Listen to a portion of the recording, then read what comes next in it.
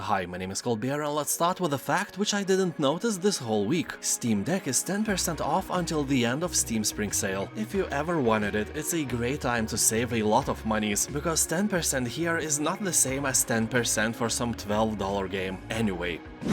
Dreamscaper. This is a beautiful action roguelite game. At first the gameplay is very easy. At least it was when I played the game. I felt no bigger challenge and all the creatures died from my mighty swings without any problems. I was like, hey, I'm really good at this game. The challenge began when I finally met the first boss, and the fight was great, like 10 out of 10 great, and also it was the strongest aspect of this game. But I was kinda surprised that the more I played, the more Souls-like the game got. Easy peasy beginning was a trap. Actually, Dreamscaper is very unforgiving and difficult. I wouldn't mind, but most of the weapons here are slow, you know, like your sister. I felt like I was swinging them through the water or something, and you have to make perfectly timed attacks for critical hits. That is a hard thing to do with slowpoke weapons, but if this isn't a problem for you, then it may be the game for you. It has great art design, visuals, puzzles, and the gameplay is really fun.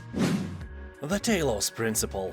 You find yourself in a strange, contradictory world of ancient ruins and advanced technology. Tasked by your creator with solving a series of increasingly complex puzzles, you must decide whether to have faith or to ask the difficult questions. Who are you? What is your purpose? And what is the best recipe of the potato salad? You'll have to solve more than 120 immersive puzzles, divert drones, manipulate laser beams, and even replicate time to prove yourself and find a way out. If you think that you have a great intellect, this game will humble you down, I promise. Sunless Skies. Here you play the captain of a locomotive, a steam engine fitted for off-rail travel, sailing the stars, leading your crew into trouble and out of their minds. Smuggle souls, barter for crates of time, stop for a cricket and a cup of vodka. Discover more of the deep, dark and marvelous Fallen London universe. Also, if you like this one, check out Sunless Sea as well. You can play either game first, the stories coexist happily just like beer coexist with its bottle. Sunless Skies is a narrative game, all action is just an addition to a bigger story. Be prepared for that.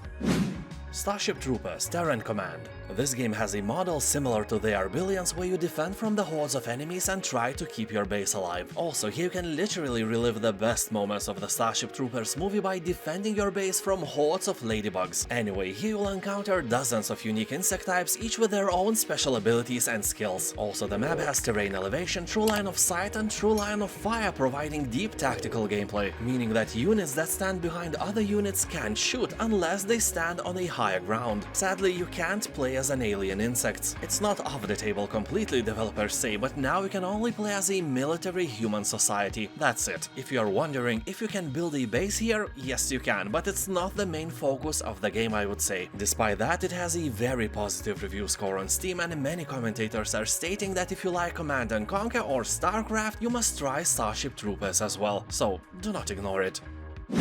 Soma.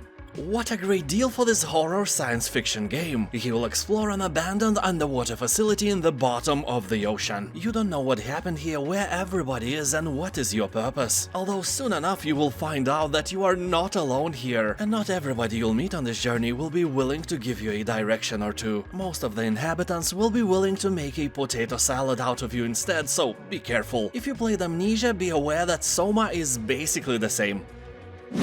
Slay the Spire. More than 100,000 players are recommending this game for you, and so do I. Slay the Spire is a fuse of card games and roguelike titles. Here you can craft a unique deck, encounter bizarre creatures, and discover relics of immense power while trying to climb up the ladder. Game features a dynamic deck building, so assemble your deck wisely. Discover hundreds of cards to add to your deck with each attempt at climbing the spire. Select cards that work together to efficiently dispatch foes and reach the top. People on Steam are talking that Slay the Spire is really addictive, and yeah, I'm seeing a lot of hours played in the comment section. 200 is quite a casual number here, so another game that will keep your virginity safe and sound for a long time. Choo-Choo Charles. Here you will navigate a massive play area in a cute little train, and your mission here is to kill and destroy another train, which is a bloodthirsty spider train named Charles. So Mr. Charlie is a very bad train. He misbehaves by eating people alive. He's very hungry train, and he won't stop until you stop him. With machine guns, rockets and other weaponry. People on Steam are praising the game for having a great story, characters, concept and design. It's a short game though, it will take about 3 hours to beat it, but those hours will be legendary. Game has a very positive review score, so don't hesitate. If you ever wanted to hunt for some killer spider train, it is your chance. The biggest downside of the game is that you can't romance other trains or Charlie himself. It would be great if the story took a turn towards breeding new Charlies, so you can't cross that out of your bucket list yet, but who knows what next patch will bring us. Ryse Son of Rome. Another game with a ridiculous price tag. Ryse looks like God of War, Shadow of War and Assassin's Creed smashed together, and that is never a bad thing. He will take on a role of a Roman soldier who joins the army to avenge the slaying of your family and then become a hero who must fight to save the Roman Empire itself. Well, we all know that the Roman Empire is no more, so spoilers, you failed, but in the end it doesn't really matter what you did or didn't. All it matters that you had fun by killing hundreds of enemies and did that in satisfying manner. People on Steam are talking that Ryse Son of Rome is really nice. The game is short, sweet and enjoyable. A very positive review score left by 27,000 buyers can confirm that with ease.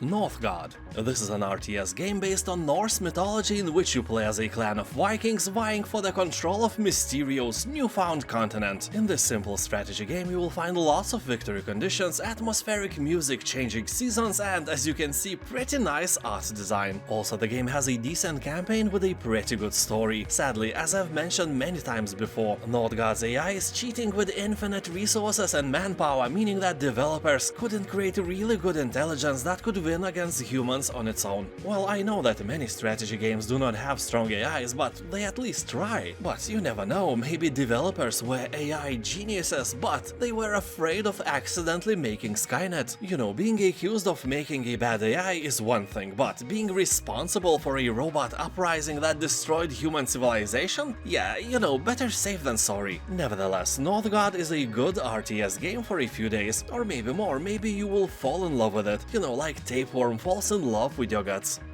Cult of the Lamb.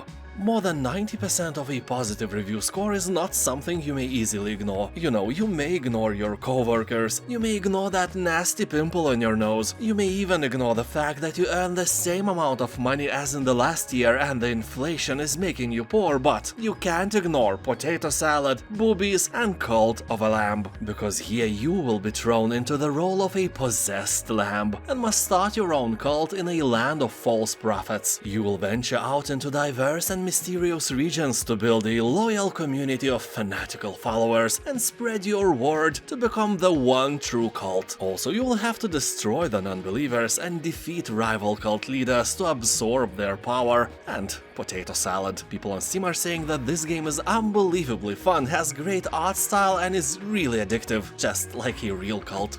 And if you like the Steam Spring Sale video, there is another. Click on it, let's continue our journey, let's be friends with benefits. Thank you for watching, have a nice day and I'll see you next time. Bye!